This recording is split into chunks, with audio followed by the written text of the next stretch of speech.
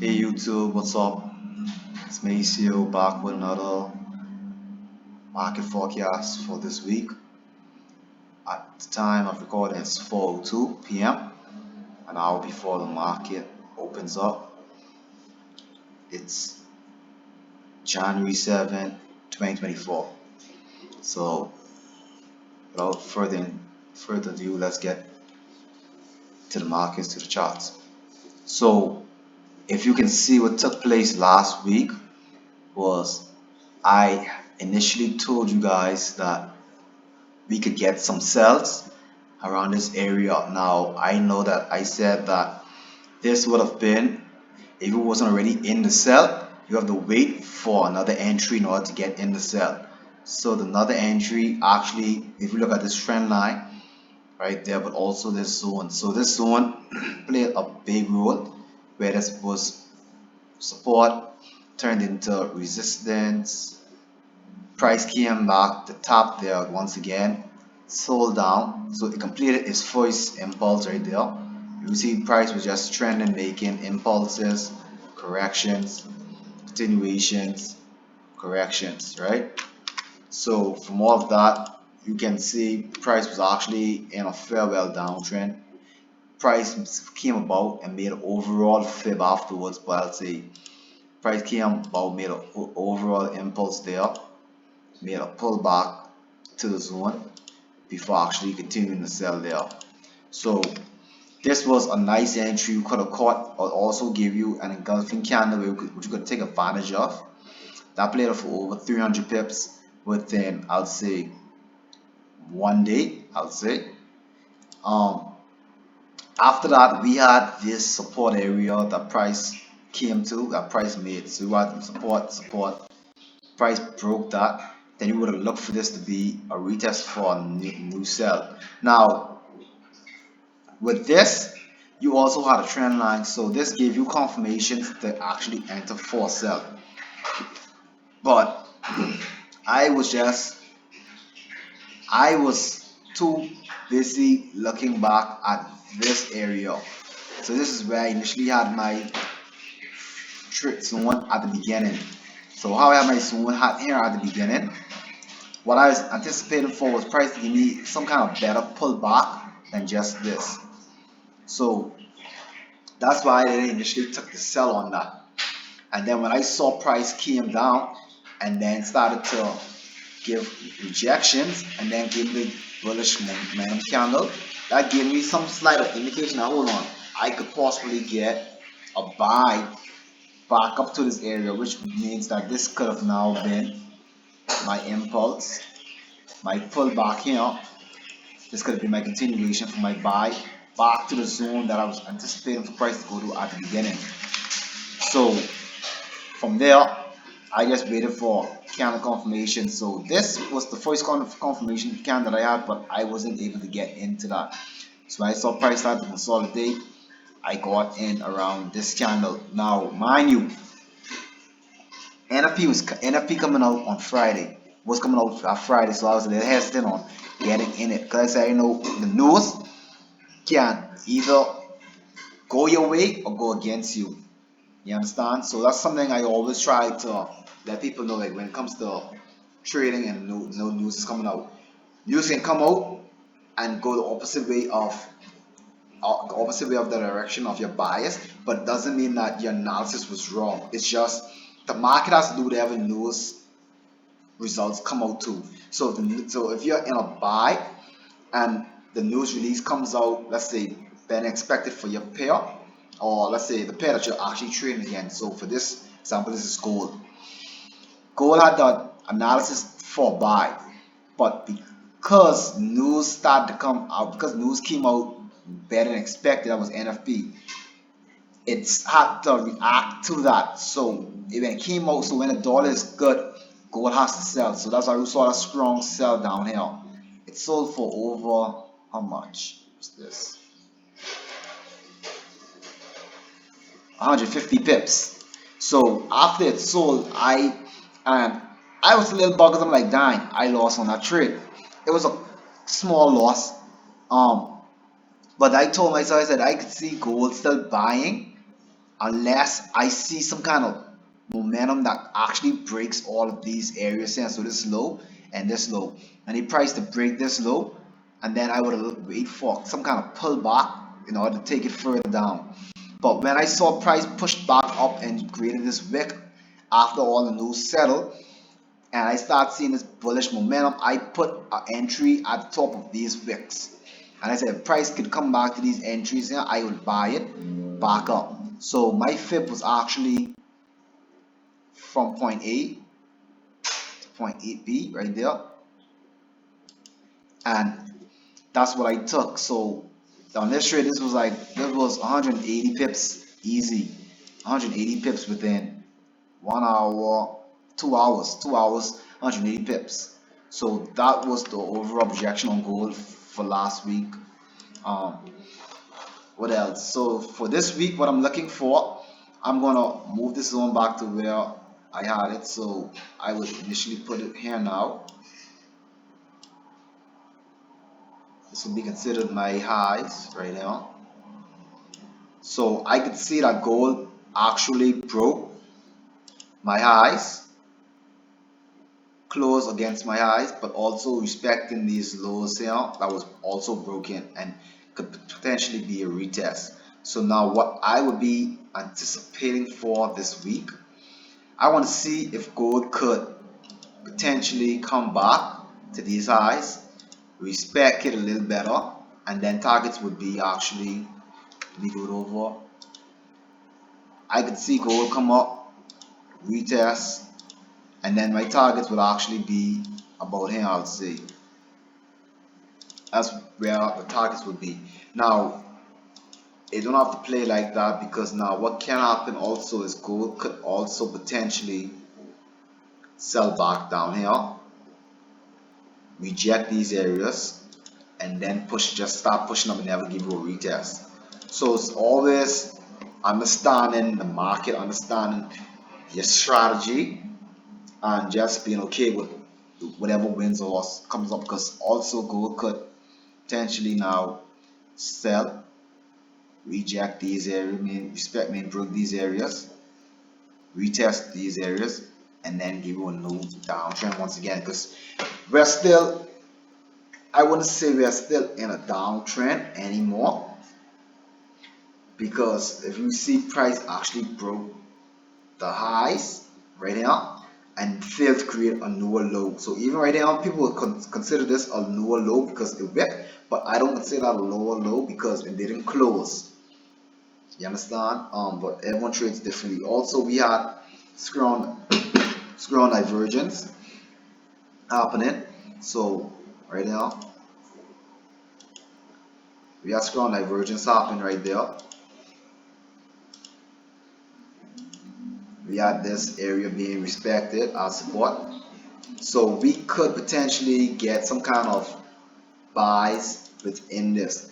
But that's my projection on gold. So at this moment, I'll just wait, see what the market gives me. Whenever it opens up, most likely I might trade on Monday. If not, I'll wait, because I wasn't able to get in any trade until I think Thursday. So Monday straight to Thursday, I wasn't able to get any trade. This I wasn't able to take due to me just not being present in the market when I should have been present in the market. But this was the projection that I had. But it was just too late. I think I was around here after I saw everything happened. So I didn't want to enter here anymore. And then price just consolidated, gave a slight pullback, and then just sold off. But that was already played out. For if we go to, I would say, GU now,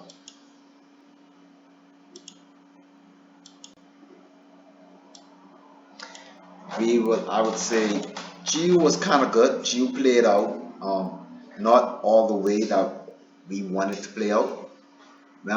Last week we talked about GU breaking these areas now, giving you a slight pullback. So we talked about GU giving us the same impulse down here, pull back, and then we would have tried to sell it off. But we were not able to get that. We just got the big rally down. We had a slight divergence right now, so we had this area being respected as support, and then we had um, where is it? We had this buying up, so we had an initial bias on that market, could potentially buy. So this line right now, I had as a break. I want to see price break this, retest this, and I would have carried up to these blue zone, this support area. So price did potentially break it, started to pull back, but didn't finish its pull back, and then push up as well. I wasn't able to get in that trade. And then what happened afterwards was price started to rally back down, and I think came out like again once again, gave it a strong rejection at this area once more, and then pushed up. So this I had an initial buy on this, but I didn't take it. Would have played nicely. That could have been a nice buy. Could have with gold on Friday, but didn't take it. Didn't take advantage, I should say, of it. Um, but now what I'm anticipating for, I want to see what is price going to do at this area. Last time price was at this area and it got respected as a support. So right now you see price respected as a support. Price came there, respect that support, respect that support, respect that support. So I want to see if price can respect this once again as support and rally back up to here. So I'll have my overall projection as an impulse correction at 38%, and I will take it back up, not exactly to these highs, but near the highs, and see if I can get something off that. So that would be like an 80 pip take profit. I have like a 50 pip stops in that, but I'll just be waiting for confirmations. It could potentially be a better stop loss, better take profit depending on the entry candle that I do get. I enter off of engulfing candles only. I don't enter off morning stars, shooting stars, dojis. I don't enter off those type of candles. I enter more so off engulfing candles. Now, if it do have a long wick, that candle starts to be engulfing some other kind of candle for me to enter that. Um, but yeah, I'll get more into that with how I do entries and stuff later down. So, last pair for the day would be UJ. And if you guys like these analysis, you can like, subscribe, and help the channel out. I appreciate it. The last thing for you would be UJ. So UJ has been on a downtrend slump for a while. The dollar has been getting weak for the past months. So what happened now? Last week we were about here in the market, and I think I told you guys we can seek some kind of continuation sells. If you weren't in it already, I said you don't have any entry at the moment, so you want to be careful and wait for another entry. So another entry I told you guys about was if price was to break this trend line and close, you can enter. So you see price never broke the trend line, it continued to rally back up, and you never had an entry anymore. So the only part and entry that I did have for UJ last week was when UJ finally started to rally up, it made new highs, new lows. So UJ came, made new highs, new lows there, a new high right there, made a pullback right now,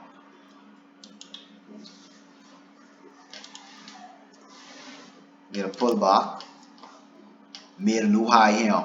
So what happened here was I was anticipating for UJ to now go ahead and give me some kind of confirmation candle to say, okay, I wonder if UJ is gonna come back to retest these areas here, or if it's gonna retest these highs that it broke. Because you know what, how I trade breaks, retest, continuation, breaks, retest, continuation. So what I was anticipating for with that was for UJ to actually retest back to the structure that it broke. But I also had in mind that UJ could also retest these strong areas. So just how it did, it's all about, I would say trading is all about not chances, not luck, but more so accepting your losses, accepting your analysis for what it is. So my two analysis was price can retest this, find support at these areas, and buy back up to these highs. Or price could actually pull back some, retrace back some more to try to get back to this trend line that actually broke. So all of this was a trend line. This came back from, this trend line started back from, where was this? From November. So this trend line came all the way from November and finally got broken. How much times price actually respected that trend line? Every time price came to that trend line, it respected that trend line. So finally got broken. So I was anticipating that UJ could potentially come back to around this area to touch this trend line, but also this zone that was act as support, resistance, and act back as support once again before buying up. But this was the first entry I would have had for the rally up. So this was a 70 pip stop loss for 145 pip take profit. Very quick and easy. And then we're having now divergence happening on UJ right now. So what divergence is just the market structure doing one thing and RSI doing another thing. So I use that for some kind of indication that it could potentially be a reversal within the market.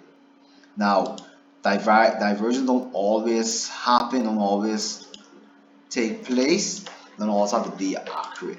So it's certain things that needs to be done for the divergence to actually be, I would say, more so valid.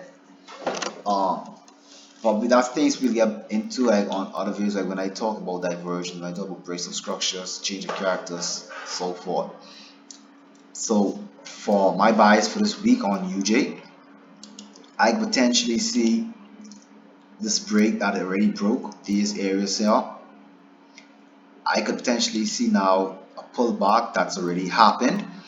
Now, how far will this pullback go to? I'm not sure, but I would like to see a sell come in place to about here. I would say to about these areas here. So that's what my projection would be on UJ. Now, this is just my thoughts. I'm not saying telling anyone to take the trades, but this is what I've seen, this is what I've studied, this is what I've backtested, this is what works for me, this is what made me successful in the foreign exchange market for a year now. So just showing you guys what and how I trade that made me successful, where I found the most success. I always say trading don't have to be difficult, but you have gurus out there, you have people selling courses just to make money, just like to make you think that something is difficult and tell you that it's so difficult, but I can show you how easy it could be by my course, or take this one-on-one, or do this or do that. You know what I mean? I'm just here to show you guys that it's as simple as understanding structures, understanding highs, lows, breaks, retests. You know what I mean? The market behavior, that it could be simple. You don't have to go spend thousands of dollars taking a course, and the course still has so many important factors out of it, missing out. But at the end of the day, you really spend your hard-earned money. Some people work hard for their money, so imagine you working hard 9 to 5 to pay for a course that they didn't teach you anything. You know what I mean? But yeah, I hope this video, I hope you found this video helpful. If so, like I say, leave a like, subscribe, comment. Let me know what you think about the videos. Do you like them or not? Or what I can do different. Other than that, have a great trading week. God bless you all.